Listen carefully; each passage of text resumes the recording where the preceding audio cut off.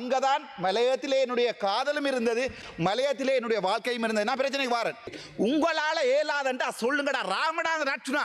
வடக்கு மாகாண சபையில நான் செய்து காட்டுறேன் வடக்கு மாகாண சபையை.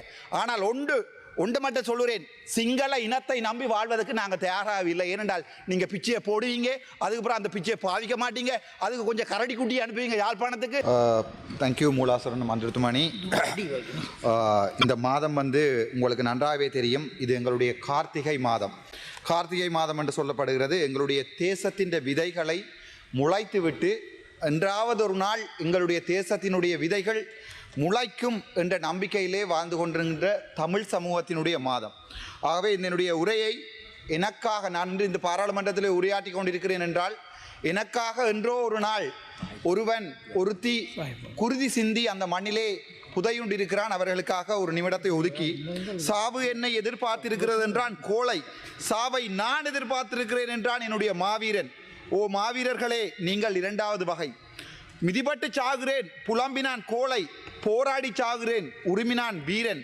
ஓ மாவீரர்களே, நீங்கள் என்னுடைய இரண்டாவது வகை. போரில் என் மக்கள் கொல்லப்படுகிறார்கள் ஓலமிட்டான் கோழை, போரில் என் மக்களை கொன்றவர்கள் கொல்லப்படுகிறார்கள் எக்களித்தான் மாவீரன். அவன்தான் எங்களுடைய தேசத்தின் தலைவன். காலம் தமிழீழத்தை உருவாக்கும் காத்திருந்தான் கோழை, விரும்புகிறேன் முழங்கினான் வீரன். ஓ மாவீரர்களே, நீங்கள் இரண்டாவது வகை. நெஞ்சின் நெருப்போடும் விடிவின் நினைவோடும் நிமிர்வோடும் ஓ மாவீரர்களே, வரலாற்றில் நீங்கள் முதலிடத்தில். தமிழனின் வீரம் காத்தீர், தமிழனின் மானம் காத்தீர், தமிழனை உலகறியச் செய்தீர், வீண் போகாது உங்கள் தியாகம். விதைக்கப்பட்ட வீரர்களுக்கு எங்கள் வீர வணக்கம். நன்றி. இன்றைய தினம் வரவு செலவு திட்ட உரையிலே உண்மையாகவே நேற்றைய தினம் நான் வாக்களித்திருந்தது எதிராக. போன வருடம் நான் இவர்களுக்கு சார்பாக வாக்களித்திருந்தேன், உங்களுக்கு தெரியும். ஆனால் இந்த தடவை நான் எதிராக வாக்களித்தேன். அதுக்கு முக்கியமான காரணங்கள் என்னென்றால், நீங்கள் சொன்ன மாபெரும் பொய்கள், இதுவரை காலமுமே நீங்கள் மாபெரும் சொன்ன பொய்கள். முக்கியமான பிரச்சனை, எங்களுடைய அரசியல் கைதிகளை விடுவிப்பீர்கள் என்று சொன்னீர்கள். நீங்களும் ஒரு போராட்ட குழு, எங்கோ எங்களுடைய அரசியல் பிடிஏ எடுப்போம் என்று சொன்னீர்கள். பயங்கரவாத தடை சட்டத்தை எடுப்போம் என்று சொன்னீர்கள். எங்கே எங்களுடைய பயங்கரவாத தடை சட்டம்? இப்போ என்னுடைய கவலை என்னென்றால், மாகாண சபை எலெக்ஷனை வைக்கிறேன் என்று சொல்லியிருக்கிறீர்கள். மாகாண சபைக்கு இப்போது ஒரு மிகப்பெரிய போட்டி இருக்கிறது. ராமநாத ரட்சனாக்கு எதிராக, ஒரு தனி மனிதனுக்கு எதிராக மிகப்பெரிய அரசாங்கங்கள், முன்னாள் அரசாங்கங்கள் மாபெரும் போராட்டங்களை ஆரம்பித்திருக்கிறது. சரி, அதில் தான் எங்களுடைய மதிப்புக்குரிய நீதிபதி இளஞ்செழியன் அவர்களை நானும் நம்பினேன், என்னுடைய சமூகமும் நம்பியது. ஆனால் காலம் போக தான் தெரியுது, 96ஆம் ஆண்டு செம்மணி, எந்த செம்மணியை நீங்கள் தோண்டிவிட்டு, எந்த செம்மணியை இப்போது மூடிவிட்டு மழை காலங்களிலே நீங்கள் அவற்றை மூடி வைத்திருக்கிறீங்களோ, அதே செம்மணியை 96ஆம் ஆண்டு இளஞ்செழியன் அவர்களால் தோண்டி இருக்க முடியும். ஆனால் ஜிஎல் பீரிசனுடைய மாணவன், ஜிஜி பொன்னம்பலத்தினுடைய மாணவன், மஹிந்த ராஜபக்சனுடைய சந்திரிகாவினுடைய தோழன் என்ன செய்தார் என்றால், புல்டோசர் மண் போட்டு மூடினாராம். நான் அரசியலுக்கு இப்போதுதான் எனக்கு தெரியும்.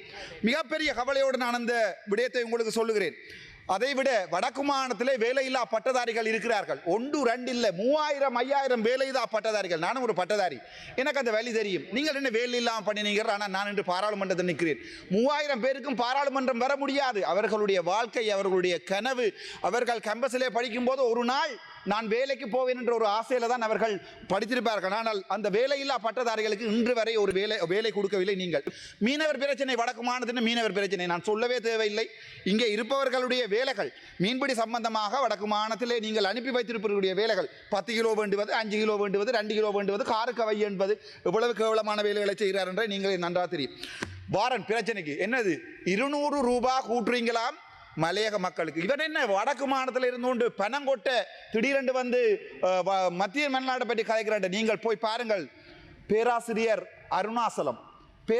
அருணாசலம் என்ற போய் நீங்க இருக்கிறீங்க கனபேர் 14 புத்தகம் என்னுடைய மாமனார் எழுதியிருக்கிறார். மலையக இலக்கியம் மட்டும் 14 சாகித்ய ரத்னா விருது 5-6 வருடங்களுக்கு ஒரு நிலையல் பேராசிரியர் கேம்பஸில் எனக்கு கதைக்கிறதுக்கு உரிமை இருக்கு. அதெல்லாம் வேண்டாம். சரி, நான் அதையும் விடுறேன். மாமா எழுதின புத்தகம் தானே. 2006ஆம் ஆண்டு நான் என்னுடைய சொந்த பைக்கில் ட்ரெயினில் நின்று கொண்டு போய் ஹட்டனில் படிப்பிச்சேன். ஹட்டனில் நீங்கள் எங்கே சொல்ல போறீங்க? என்ன ஹைலாண்ட்ஸ் காலேஜா அல்லது பொஸ்கோவா அல்லது நோவுட்டா மஸ்கலியாவா? எல்லாம் என்னுடைய பாதம் பட்ட இடம். பிரச்சனைக்கு வாரன். அங்கதான் மலையத்திலே என்னுடைய காதலும் இருந்தது, மலையத்திலே என்னுடைய வாழ்க்கையும் இருந்தது. நான் பிரச்சனைக்கு வாரன்.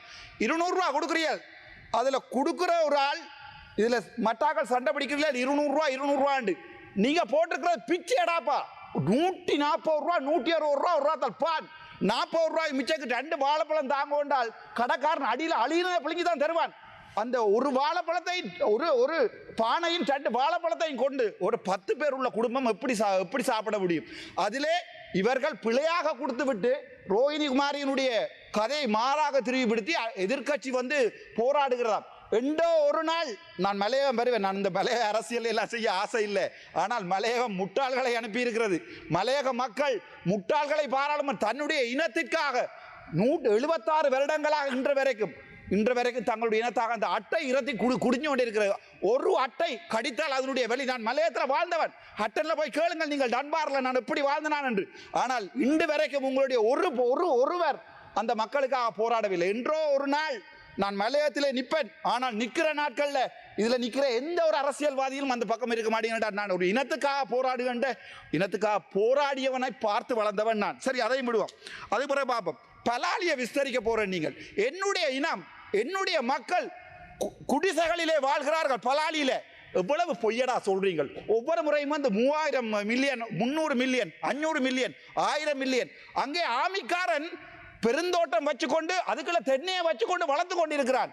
இங்க முட்டாள்கள் மாதிரி அதை ஏமாற்றுகின்ற ஒரு கொஞ்சம் பேரும் இங்கே இருக்கிறோம். இவர்களோட அடிக்கிற டீல் ஏன் பலாலி காணி உங்களால் விடுவிக்க முடியாது. சரி, அதை விடுவோம். தையிட்டு விகார நானே சொன்னான் உடைக்க வேண்டாம், அதுக்கு நஷ்டவிட்ட கொடுங்க. இன்று வரைக்கும் ஜனாதிபதி அன்றகுமார் நாயக்க ஏதாவது செய்திருக்கிறாரா? இல்லை.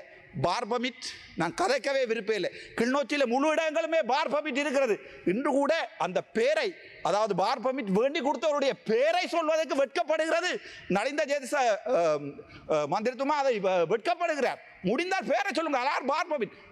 இலங்கையிலே அதிகுறைந்த வருமானம் உள்ள மாவட்டம் கிளிநொச்சி. ஆனால் இது நடக்கிறது, அங்கே கொண்டே 500 பாரை அடுக்கி இருக்கிறார்கள். ஏன் ரோட்ல உங்களுக்கு ஒரு முதுகெலும்பு இருந்தால் ரணிலுடைய ஆட்சி காலத்தில் அந்த பார் பர்மிட்டை கொடுத்து தயவு செய்து சொல்ல முடியுமாங்களா? உங்களுக்கு அரசியல் நாளைக்கு உங்களோட மீட்டிங், தமிழரசு கட்சி நாளைக்கு உங்களோட மீட்டிங். ஆகவே நீங்கள் அந்த விடயங்களை ஒரு நாளுமே வெளியே சொல்ல மாட்டீங்க. சரி, விஷயத்துக்கு வரும். சுதேச வைத்தியத்துறை 2030 தான் அவர்களுடன் கேட்டு கதைச்சேன். சுதேச வைத்தியத்துறை யுனானி சித்த வைத்தியத்துறை மாணவர்கள் இப்போது ஒரு ஆசிரியராக கூட வேலை செய்ய முடியாமல் அவர்கள் வாழ்ந்து கொண்டிருக்கிறார்கள். 2009 பாஸ் அவுட் பண்ணவர்களுக்கு இன்று வரைக்கும் வேலை இல்லை. 2016 தான் கடைசியாக இன்டர்ன் கொடுத்திருக்கிறீர்கள். உங்களால் ஏலாதண்டா சொல்லுங்கடா. ராமநாத நட்சுனா வடக்கு மாகாண சபையில் நான் செய்து காட்டுறேன் வடக்கு மாகாண சபையை. ஆனால் ஒன்று மட்டும் சொல்லுறேன், சிங்கள இனத்தை நம்பி வாழ்வதற்கு நாங்கள் தயாராகவில்லை. ஏனென்றால் நீங்கள் பிச்சையை போடுவீங்க, அதுக்கப்புறம் அந்த பிச்சையை பாவிக்க மாட்டீங்க, அதுக்கு கொஞ்சம் கரடி குட்டி அனுப்புவீங்க யாழ்ப்பாணத்துக்கு. அந்த கரடிகளுக்கு இப்போ எங்கே இருந்து காசு வருதுன்னு தெரியாது, எங்கே காசு போட்டு தெரியாது.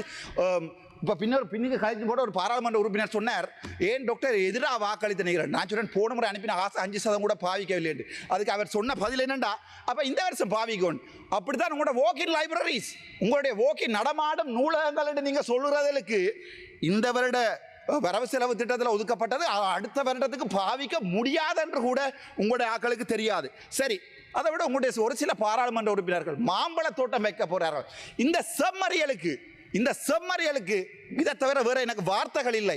முட்டாள்களுக்கு மாம்பழ தோட்டம் வைக்க போறோம் என்று சொல்லி போய் டிசிசி மீட்டிங்ல அனுமதி கேட்கிற இந்த முட்டாள்களுக்கு எப்படி வடக்கு மாநிலத்தை அபிவிருத்தி செய்ய முடியும்?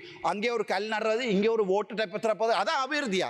இந்த உங்களுடைய ஏமாற்றங்களை நம்பித்தான் நான் இந்த விடயங்களிலே நான் யோசித்துக் கொண்டேன். இல்லை, அரசாங்கத்துக்கு சப்போர்ட் பண்ணுவதில்லை என்று. மிகப்பெரிய கவலை.